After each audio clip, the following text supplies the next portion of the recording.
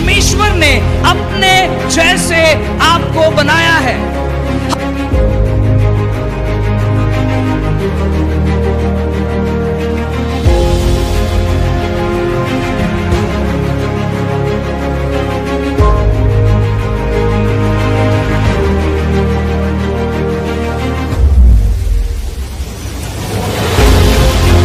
का है वो कैसर को दिया जाए, और जो परमेश्वर का है वो परमेश्वर को दिया जाए।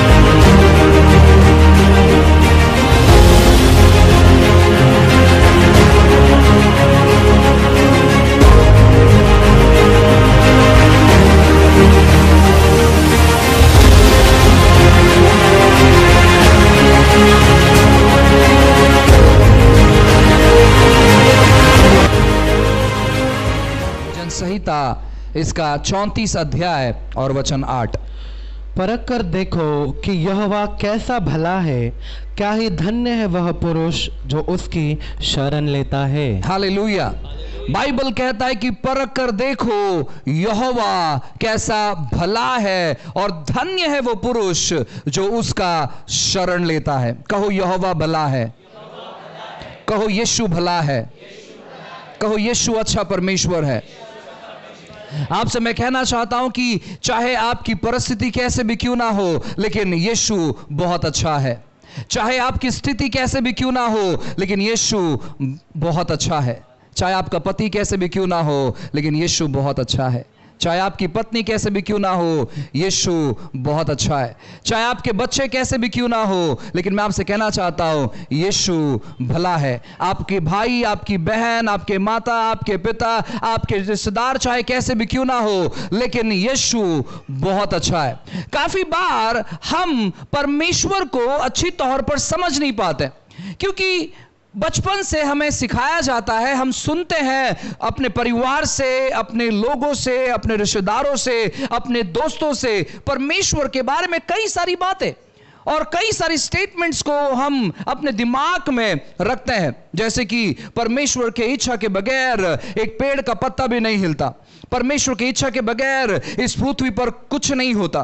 परमेश्वर ने दिया और परमेश्वर ने वापस अपने पास ले लिया। परमेश्वर कुछ चीजों को आपके जीवन में डालता है, कुछ बीमारियों को आपके जीवन में डालता है, ताकि परमेश्वर उन बीमारियों के जरिए आपको सिखा पाए। और लोगों के पास, जो प्रचारक लोग हैं, जो इस प्रकार का प्रचार करते हैं, उनके पास ऐसे अनेक वचन है बताने के लिए। और काफी बार जब हम परमेश्वर के वचनों को पढ़ते हैं तो काफी बार ऐसे वचन के साथ हमारा मुलाकात हो जाता है, जिस वचन के माध्यम से हमें लगता है कि शायद परमेश्वर की यह इच्छा है कि मैं बीमार हो जाऊं, शायद परमेश्वर मुझे ताड़ना देना चाहता है। और इन सारे चीजों को हम कुछ हफ्तों में देखने पर है। आप कहेंगे पास्टर अय्यूब के बारे में क्या? क्योंकि अय्यूब के जीवन में देखिए आप, परमेश्वर बारंबार समस्याओं को लेकर आ रहा था और बारंबार परीक्षाओं को लेकर आ रहा था, और शायद मेरा जीवन अय्यूब के जीवन के समान है। मैं आपसे कहना चाहता हूं, परमेश्वर कभी किसी की परीक्षा नहीं करता है, परमेश्वर कभी कोई बुरी बातें नहीं देता है, परमेश्वर के पास कोई बीमारी नहीं है। अगर आप स्वर्ग के बारे में पढ़ाई करेंगे तो परमेश्वर के पास जो चीज है वही वो दे सकता है, और जो चीज नहीं है वो नहीं दे सकता। परमेश्वर के पास सब कुछ है और एक चीज नहीं है, और वो है कि अपने बच्चों के बारे में बुरे विचार। स्वर्ग में बीमारियां नहीं है। जैसे ही आप इस पृथ्वी को छोड़कर स्वर्ग में जाएंगे, सबसे पहली चीज क्या होगी मालूम है? सबसे पहली चीज होगी, अगर आप कमजोर थे, आप बीमार थे, आप बीमारी में गुजर गए और आप कमजोरी में गुजर गए और आप बहुत ज्यादा 100 साल के उम्र में गुजर गए, आपके हड्डियों में किसी प्रकार का दर्द था, आप चल नहीं पा रहे थे, तो जैसे ही आप स्वर्ग में जाएंगे, सबसे पहले आप अपने शरीर में बदलाव देखेंगे। आप एक नवयुवक के समान अनुभव करेंगे, आप एक तंदुरुस्त व्यक्ति के समान अनुभव करेंगे। आपके शरीर में किसी प्रकार की बीमारी नहीं रहेगी। स्वर्ग एक बहुत खूबसूरत जगह है, और जो लोगों ने वहां पर विजिट किया है, मुलाकात किया है, अपने जीते जी या फिर वो पृथ्वी पर मर गए और स्वर्ग में गए और फिर वापस परमेश्वर ने उन्हें पृथ्वी पर लेकर आया, वे अपने अनुभव को बताते कि स्वर्ग एक बहुत खूबसूरत जगह है। स्वर्ग में बुढ़ापा नहीं है। काफी सारे लोग कहते हैं परमेश्वर स्वर्ग में बैठा हुआ है, उसकी लंबी लंबी दाढ़ियां हैं और उसके लंबे लंबे सफेद सफेद बाल है और वो एक छड़ी लेकर बैठा हुआ है और वो बहुत क्रोधित है। परमेश्वर ऐसा बिल्कुल भी नहीं है। परमेश्वर बहुत खूबसूरत है, परमेश्वर बहुत बहुत अच्छा है। बुढ़ापा ये पृथ्वी पर का श्राप है और स्वर्ग में बुढ़ापा बिल्कुल भी नहीं है। और जो लोग विजिट करते हैं या फिर उन्होंने मुलाकात किया और वो अपनी कहानी बताते कि मैंने स्वर्ग में जाकर मैंने अनुभव किया, कुछ चीज़ों को देखा और वहाँ पर यूहन्ना है और वहाँ पर यशायाह है और वहाँ पर अलग अलग दास है और वो बहुत बूढ़े हैं, उनका बाल बहुत ही, हाँ वो सफ़ेद बाल हो सकते हैं लेकिन जो सफ़ेद बाल हमारे हैं उस प्रकार का सफ़ेद बाल उनका नहीं है, उनके रेशमी बाल होंगे। हर एक सफेद बाल जिसके सर पर है या जिसकी दाढ़ियां सफेद है वो बूढ़ा नहीं होता है। सो मैं आपको कहना चाहता हूं स्वर्ग एक बहुत खूबसूरत जगह है क्योंकि वहां पर परमेश्वर विराजमान है और वहां पर पूरे तौर पर परमेश्वर की उपस्थिति है और परमेश्वर वहां से अपने बच्चों के बारे में अच्छी चीजों को भेजते हैं। तो इन सारी चीजों के बारे में हम धीरे धीरे कर अध्ययन करेंगे, धीरे धीरे कर हम देखेंगे कि परमेश्वर किस प्रकार उनका स्वभाव है। बाइबल उनके स्वभाव के बारे में क्या बात करता है। परमेश्वर ने क्या कभी बीमारियों को भेजा है? क्या परमेश्वर अपने बच्चों के जीवन में दुख भेजते ताकि वो सुख का अनुभव कर पाए, वो अच्छी चीजों का अनुभव कर पाए? लोगों के पास परमेश्वर के बारे में सही दृष्टिकोण नहीं होने की वजह से वे अपने जीवन में अच्छी और भली चीजों को अनुभव नहीं कर पा रहे और हम एक ऐसी कठिन स्थिति में जी रहे हैं, कठिन जीवन में जी रहे या कठिन समय में जी रहे जहां पर हर एक लोग यीशु मसीह के आने के बारे में प्रचार कर रहे हैं और वो कहते हैं अगर आपने अपना जीवन सही तौर पर नहीं रखा तो परमेश्वर आपको यहां पर छोड़कर चले जाएगा। वो जो कह रहे हैं वो सही कह रहे हैं लेकिन उनका तरीका बहुत गलत है। वो जो कह रहे हैं वो 100% सही है क्योंकि यीशु मसीह आने वाले हैं और आपको तैयारी करनी है, लेकिन जिस प्रकार वो कह रहे हैं उनका कहने का जो दृष्टिकोण है, उनका कहने का जो संदर्भ है वो बहुत गलत है क्योंकि लोग ऐसी चीजों को सुनकर वो और डर जाते हैं। जब मैंने मेरे मसीह जीवन का शुरुआत किया तो ऐसी बातों को जब मैंने सीखा और जब मुझसे कुछ गलती हो जाती तो मेरी प्रार्थना होती कि परमेश्वर मुझसे गलती हो गई है और प्लीज बड़ा सजा नहीं देना, छोटा सजा देना, क्योंकि अगर आप बड़ा सजा दोगे तो मैं सहन नहीं कर पाऊंगा, प्लीज आप छोटा सजा देना। और इस प्रकार की मैंने कई बार प्रार्थना की है और कुछ समय के बाद ऐसे होता कि अगर हाथ में और पांव में अगर थोड़े बहुत चोट लग जाते हैं या थोड़ा बहुत मार लग जाता तो मुझे ऐसा लगता कि बस परमेश्वर ने छोटा सजा दिया है, प्रभु धन्यवाद कि आपने बड़ा सजा नहीं दिया, आपने छोटा सजा दिया है। परमेश्वर सजा देने का काम कभी नहीं करता है। लेकिन काफी सारी प्रार्थनाएं मैंने अपने शुरुआत के मसीह जीवन में की है, काफी सारी ऐसी प्रार्थनाएं जहां पर परमेश्वर ऊपर से बैठकर हंसता होगा कि तू मेरे बारे में क्यों ऐसा सोच रहा है, मैं बिल्कुल भी ऐसा नहीं करना चाहता हूं। अगर तू कुछ मिस्टेक करता है तो मैं वहां पर परिवर्तन लाऊंगा, मैं वहां पर सुधारना लाऊंगा, लेकिन मैं वहां पर इस प्रकार की चीजों को नहीं करूंगा जहां पर तुझे चोट खाना पड़े। परमेश्वर बहुत अच्छा है और इसलिए बाइबल कहता है भजन संहिता 34 में लिखा है कि परख कर देखो, चख कर देखो कि यहोवा कैसा भला है और जो उसका शरण लेता है वो धन्य है। जो उस पर भरोसा करता है वो धन्य है। इंग्लिश अनुवाद बहुत खूबसूरत कहता है, O taste and see the Lord is good and blessed is a man who trust in the Lord. आशीषित है वो व्यक्ति, धन्य है वो व्यक्ति जो उस पर भरोसा करता है। कहो मैं आशीषित हूं क्योंकि मेरा भरोसा परमेश्वर पर है। क्या आप थोड़ा चीख कर कह सकते कि मैं आशीषित हूं क्योंकि मेरा भरोसा परमेश्वर पर है। मैं आपसे कहना चाहता हूं आपका भरोसा परमेश्वर पर होना चाहिए क्योंकि आपका परमेश्वर बहुत अच्छा है, आपका परमेश्वर बहुत भला है। वो आपको इस पृथ्वी पर से मिटाने के बारे में नहीं सोचता है, वो आपके जीवन में दुर्घटना करने के बारे में नहीं सोचता है, चाहे आप किसी भी प्रकार की चीजों क्यों ना करें। वो आपके जीवन में भलाई उत्पन्न की कोशिश करता है। वो कोशिश करता है कि वो आपको अपने बारे में समझा पाए। काफी बार हम अपने जीवन में जो चीजें अनुभव करते हैं, हमें लगता है कि ऐसे ही जीवन होगा। जब हम अपने लोगों के साथ रहते हैं और जो अनुभव से हम गुजरते हैं, हमें लगता है कि ऐसे ही हमारा जीवन होगा, इसी प्रकार की चीजें हमारे साथ होगी। काफी बार हम परमेश्वर के बारे में सही दृष्टिकोण नहीं रखने की वजह से हम अपने जीवन में चीजों को अनुभव नहीं कर पाते। आप जिस प्रकार का विश्वास अपने अंदर तैयार करेंगे, उस प्रकार की बातें आपके जीवन में होने लगेगी। आप किस प्रकार परमेश्वर के बारे में विचार करते हैं, हम आने वाले अनेक हफ्ते में देखेंगे कि जब हम किसी प्रियजन को अपने जीवन में गवा देते हैं, उस समय हमारी जो स्थिति होती है, परिस्थिति होती है, कैसी होती है। बाइबल उसके बारे में क्या बात करता है?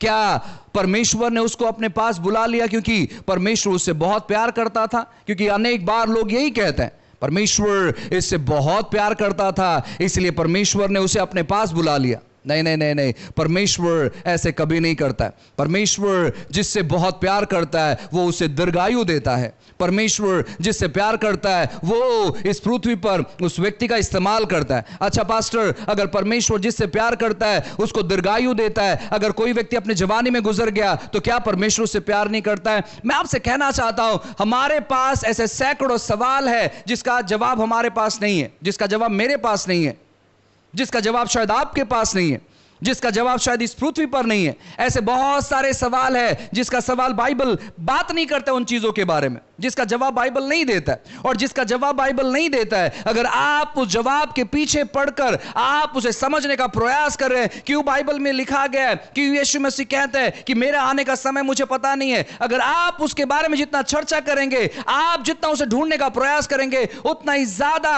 आप संकोच में रहेंगे, उतना ही ज्यादा अविश्वास आपके जीवन में तैयार होगा।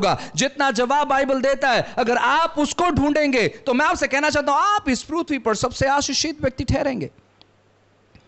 आप अपने जीवन में कैसे उत्कृष्ट जी सकते मालूम है? बाइबल बात करता है, आइए पढ़ते हैं वचन 12, 34 का 12।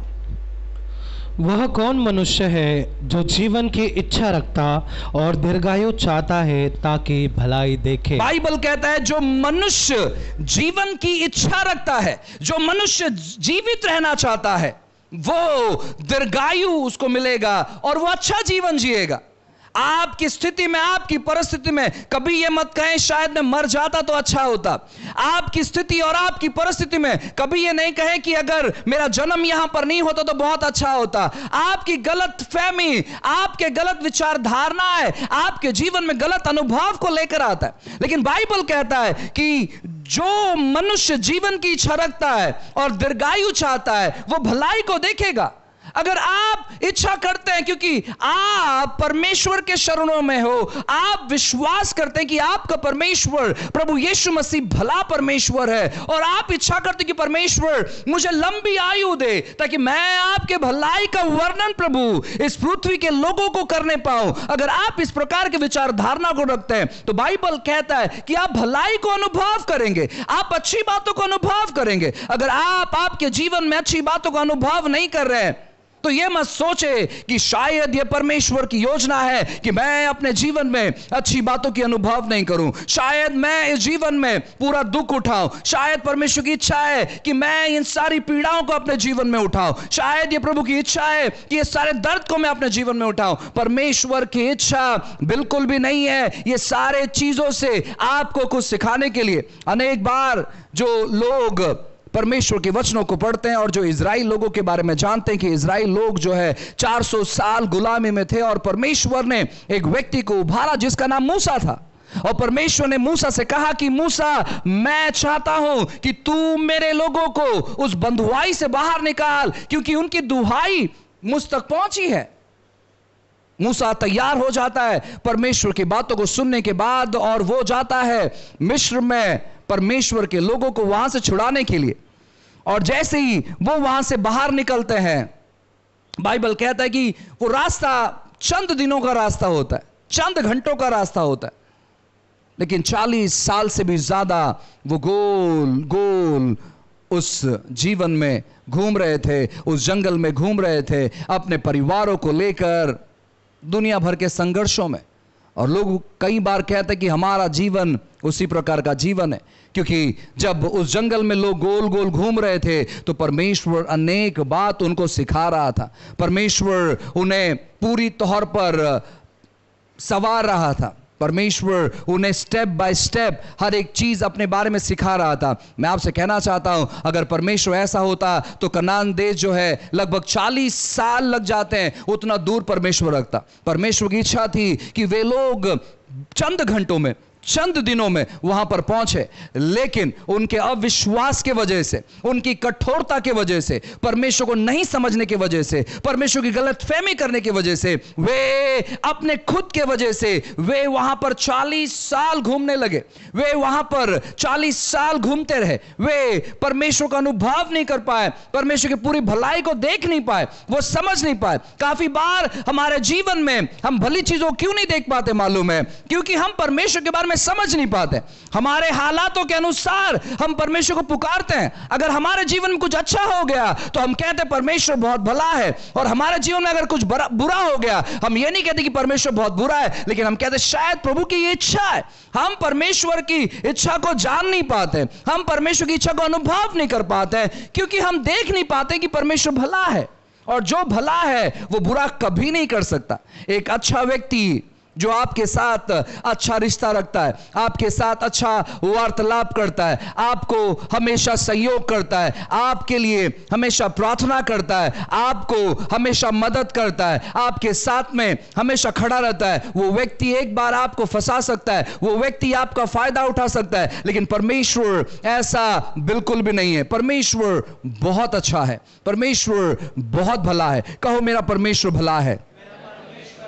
जब भी आपको लगता है कि यार ये व्यक्ति सही बातें कर रहा है, तो कभी कभी बीच में चीखा करो कि सच में परमेश्वर भला है। और यहां वहां के बारे में सोचने की जरूरत नहीं है, आपके बारे में कौन क्या बोलेगा। आप बीच में खड़े रहकर बोल सकते हैं कि सच में परमेश्वर भला है और मैं डिस्टर्ब नहीं होऊंगा। मुझे लगा कि शायद कोई तो खड़ा होकर बोलेगा परमेश्वर भला है।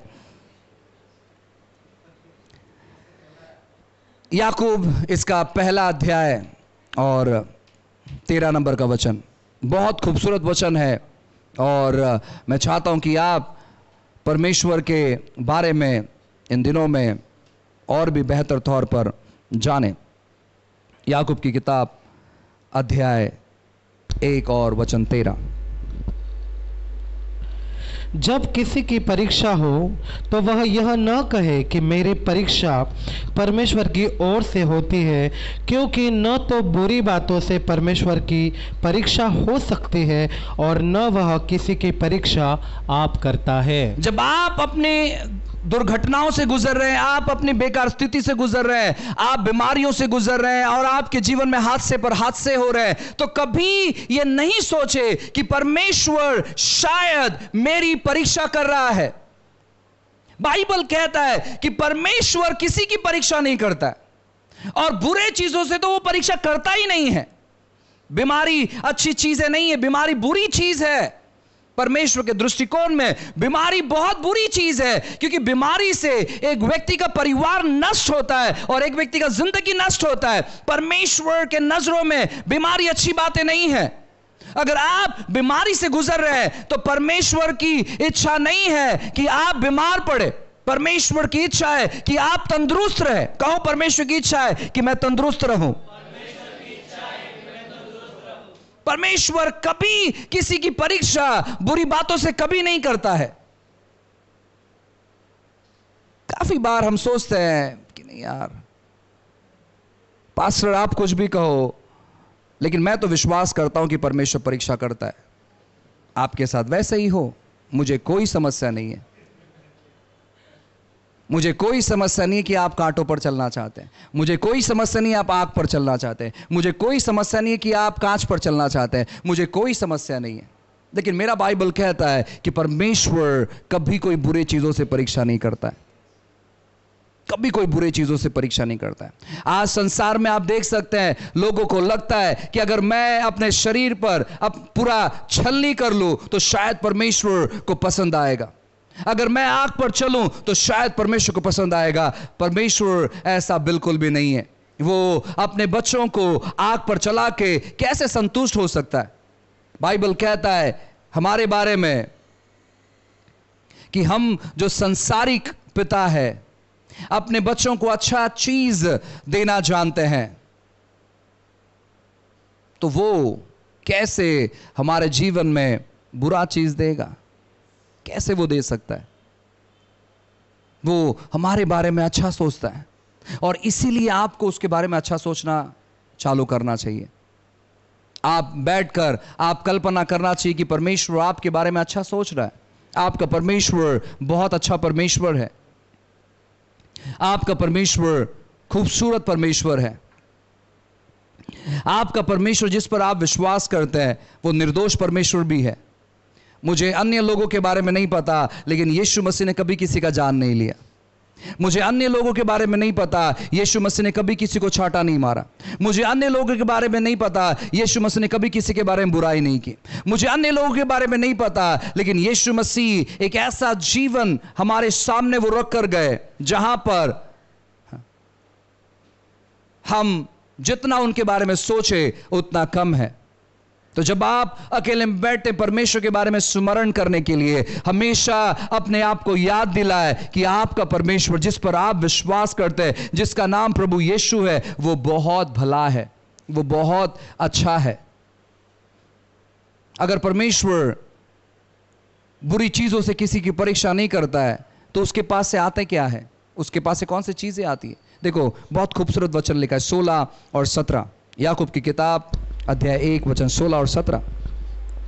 हे मेरे प्रिय भाइयों, धोखा न खाओ, क्योंकि हर एक अच्छा वरदान और हर एक उत्तम दान ऊपर ही से है और ज्योतियों के पिता की ओर से मिलता है, जिसमें न तो कोई परिवर्तन हो सकता है और न अदल बदल के कारण उस पर छाया पड़ती है। बाइबल कहता है भाइयों, धोखा मत खाओ।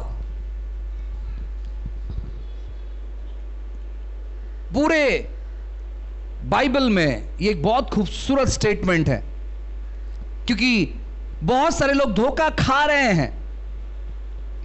जब बात आता है परमेश्वर का, बहुत सारे लोग धोखा खा रहे हैं। इसलिए यहां पर याकूब कहता है कि भाइयों, धोखा मत खाओ, क्योंकि परमेश्वर की ओर से केवल और केवल अच्छी चीजें आती है और उसमें कभी बदल नहीं होता है।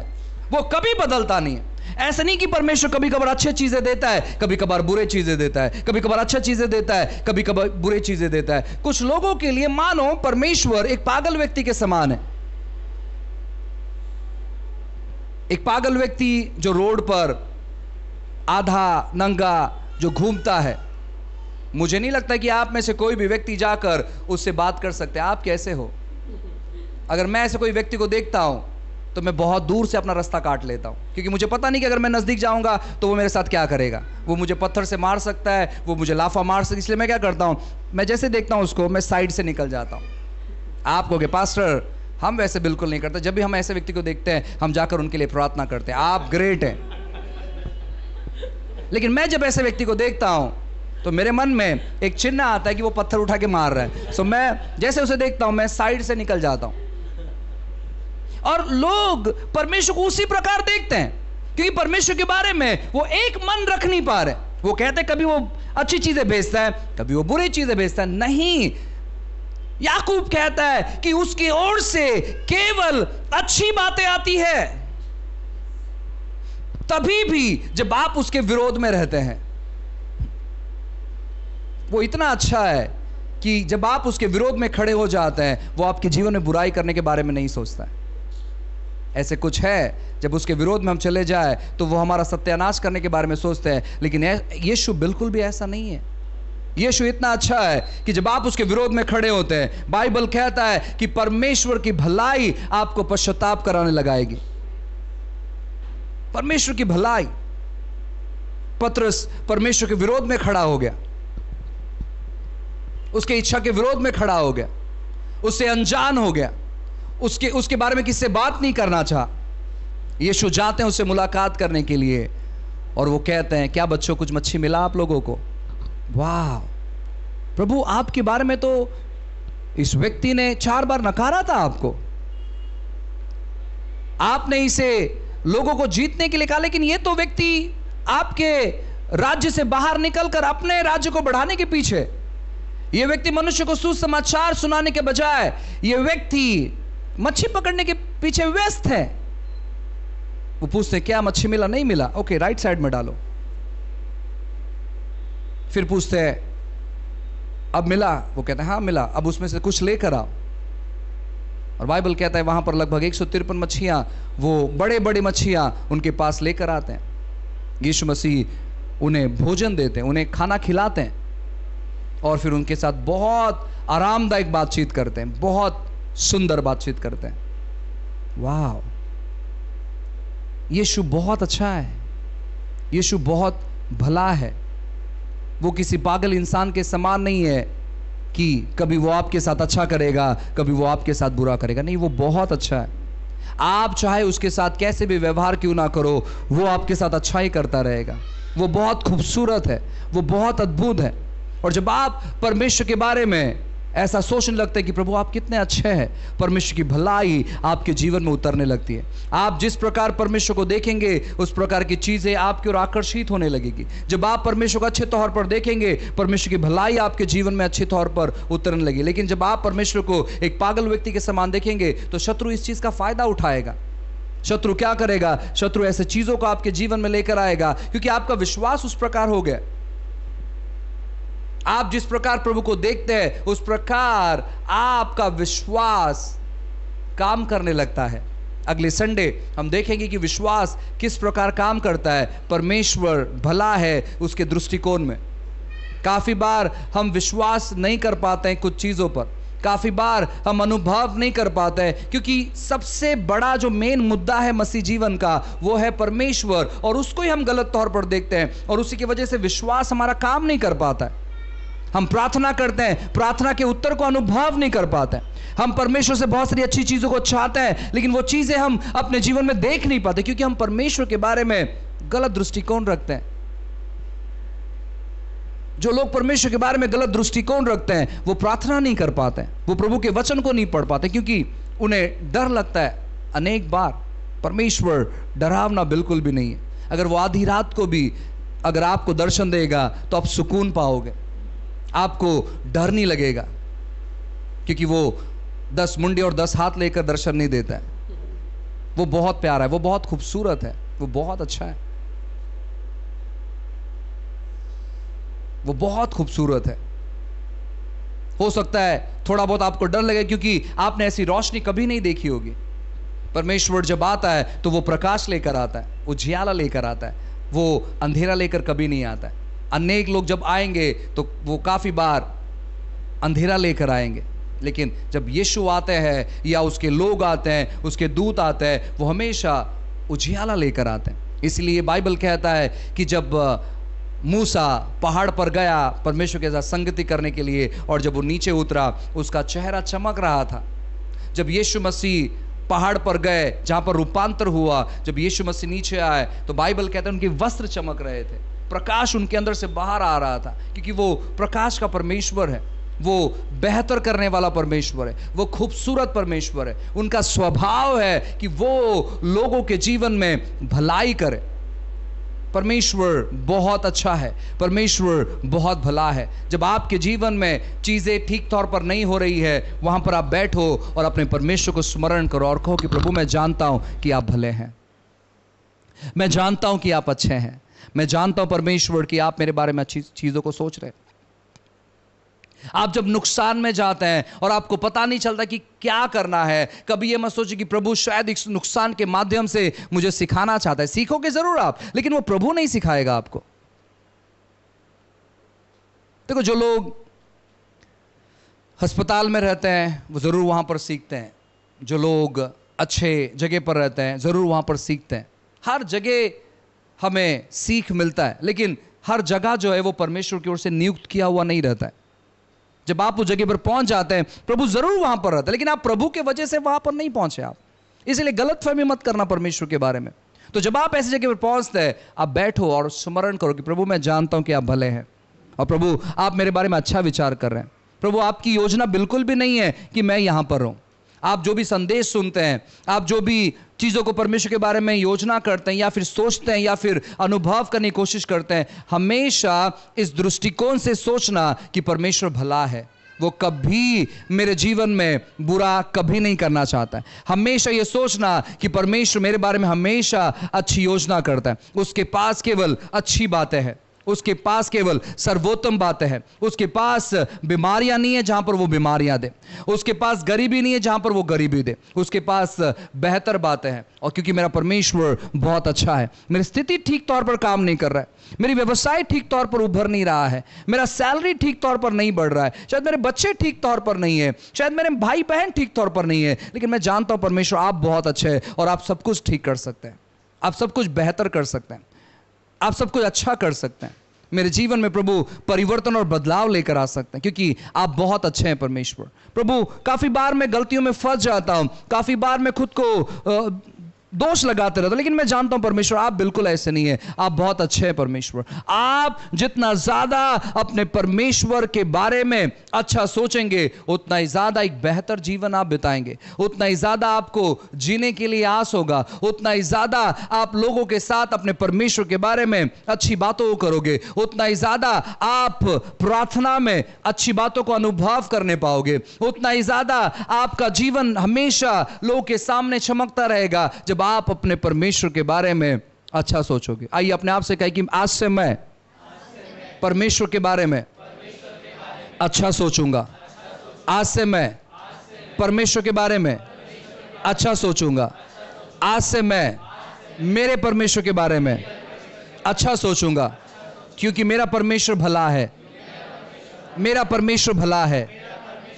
हमेशा इन चीजों को वर्णन करते रहो जब भी आप अकेले में होते हो, जब भी आप अपने घर में होते हो, जब भी आप संगति करते हो, कि सच में परमेश्वर बहुत भला है। अगर परमेश्वर की भलाई मेरे जीवन पर नहीं होती तो शायद मैं कब का मिट गया होता, लेकिन परमेश्वर की भलाई ने मुझे जीवित रखा है, परमेश्वर की भलाई ने मुझे मजबूत रखा है, परमेश्वर की भलाई ने मुझे थाम कर रखा है, परमेश्वर की भलाई ने मुझे अपने पास स्थापित कर रखा है। आपको इन चीजों को बार बार दोहराना, और जितना ज्यादा आप परमेश्वर को उसकी भलाई में देखोगे, आप अनुभव करेंगे परमेश्वर की भलाई की, आप अनुभव करेंगे कि सच में परमेश्वर कितना भला है। वापस कहना चाहता हूं कि परमेश्वर कभी बुरी बातें किसी के जीवन में नहीं करता, परमेश्वर कभी किसी को खत्म नहीं करता है, परमेश्वर कभी किसी को अपने पास नहीं बुलाता है, ओ तू बहुत मुझे अच्छा लगता है, अब मेरे पास आ जा,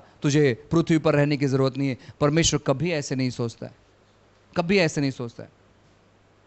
परमेश्वर हमेशा हमारे बारे में अच्छा सोचता है। हमारे जीवन में दुर्घटना हो गई है, ये संसार में हम शरीर में जी रहे हैं, बहुतायत बार हमारे गलत निर्णयों की वजह से, गलत सलाह के वजह से, गलत डॉक्टर्स के वजह से, गलत परिणामों के वजह से हमारे जीवन में ये सारी गलत बातें होती हैं, लेकिन परमेश्वर ऐसा कभी नहीं करता है। परमेश्वर बहुत अच्छा है, परमेश्वर हमेशा लोगों को देने के बारे में सोचता है, लोगों से लेने के बारे में और लोगों को लेने के बारे में कभी नहीं सोचता है।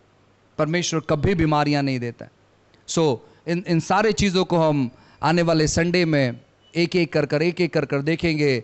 फिर ये वचन कैसे बातें करता है, फिर ये वचन कैसे बातें करता है, ये वचन कैसे बातें करता है।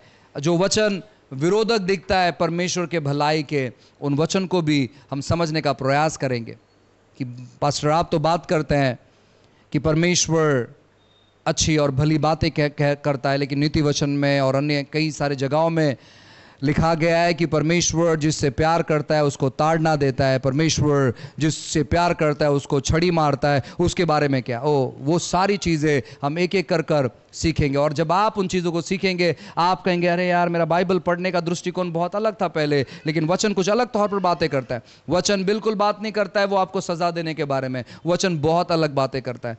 एक्चुअली हमारा जो बाइबल है उसका जो अनुवाद है, ट्रांसलेशंस है, हम समझ नहीं पाते हैं, लेकिन परमेश्वर ने आपको एक अच्छा टीचर दिया है। मैं आपके लिए ट्रांसलेशन कर लेकर आऊँगा, जहाँ पर मैं वचनों को खुला कर आपको बताऊँगा कि वो वचन क्या कहना चाहता है। उसका जो मूल भाषांतर है या अनुवाद है, जो सही अनुवाद है, वो आपके सामने बताऊँगी कैसे परमेश्वर ताड़ना देता है, उसका मतलब क्या होता है। प्रशिक्षित करता है, उसका मतलब क्या होता है। और जब आप उसको अनुभव करेंगे, आप अपने परमेश्वर को और बड़ाई देने पर है और आप भला कहने पर है। सो हम अनेक हफ्ते यहाँ पर बिताएंगे परमेश्वर के भलाई के बारे में चर्चा करने के लिए, परमेश्वर के भलाई के बारे में सुनने के लिए। और वापस एक बार कहना चाहता हूँ कि हमारा परमेश्वर सच में बहुत भला है। आइए 4 लोगों के साथ हाथ मिलाएं और कहे परमेश्वर बहुत भला है। आगे पीछे सामने आप हाथ मिलाए और कहे परमेश्वर बहुत भला है।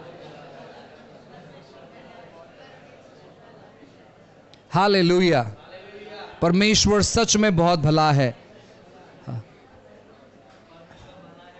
आपके पड़ोस में कौन बैठा है वो भला है या नहीं वो नहीं पता, लेकिन परमेश्वर बहुत भला है।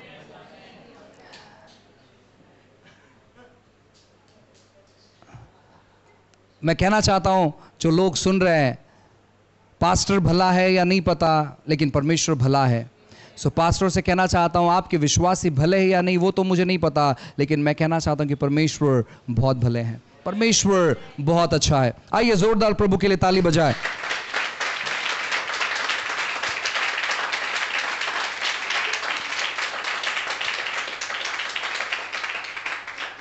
जब भी आप प्रार्थना करते हैं, एक आखिरी चीज और फिर हम प्रार्थना करेंगे। जब भी आप प्रार्थना करते हैं, हमेशा याद रखें प्रभु के पास जो चीज़ है वही वो दे सकता है, जो चीज़ उसके पास नहीं है वो चीज़ नहीं दे सकता।